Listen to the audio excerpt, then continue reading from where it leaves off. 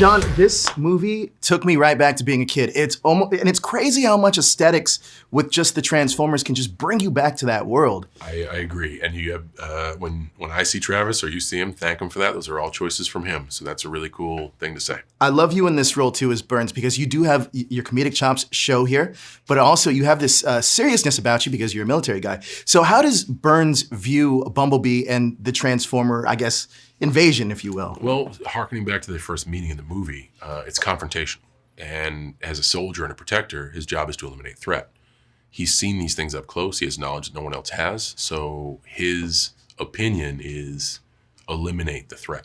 And every other meeting he has with the Decepticons, including their name, he views as like, why don't you guys see these things are bad? I'm going to throw everything I got to stop them. So it's great to see his character through the movie be open-minded enough to absorb information, because that leads to a nice little subplot in the movie, but his job is to eliminate threat.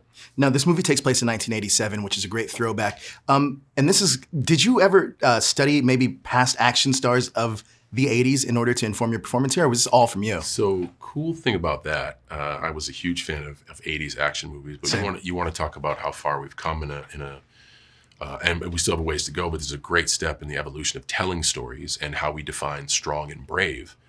You shoot this movie in the 80s, you're talking to the hero. Exactly. And now you're talking to the bad guy who has all the personality traits of an 80s hero. So I really think it's awesome to have a powerful, strong movie with a young female lead.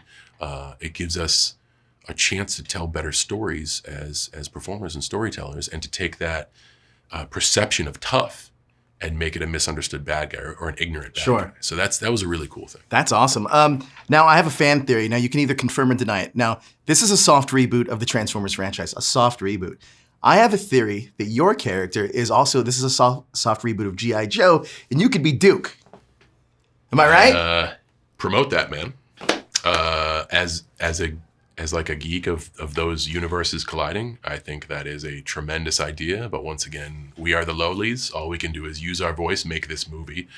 And hopefully the people making the movie or fans could agree with us or disagree. If it's not me, and I'm very thankful for the kind words, I just think these two franchises have so many connections. In a world of universes colliding, I think this is a perfect match. I'm going with it now. Whether I'm in it or not, I hope to see it. You're my Duke now. Also, talk to me about Travis Knight and his direction, because he obviously changed the aesthetic of these to be from my generation, essentially. Yes, bold choices, a risk taker. I think he knew the pressures he had going into this. The franchise was defined a certain way, and it was really tough to redefine that. We had to start marketing long lead because he knew he had all these aces in his back pocket. A choice to make Bumblebee look beat up, a choice to make him a Beetle, a lovable, peaceful, reliable car. Like, you can't help but feel for the car. Exactly. And then when B changes, he looks so human, Gen 1, but look at his eyes in the hero poster. That's not a badass hero. That's a, what the hell's going on? There's a difference there. And that makes the relationship powerful. That makes you want to root for B, which makes you feel like a kid again.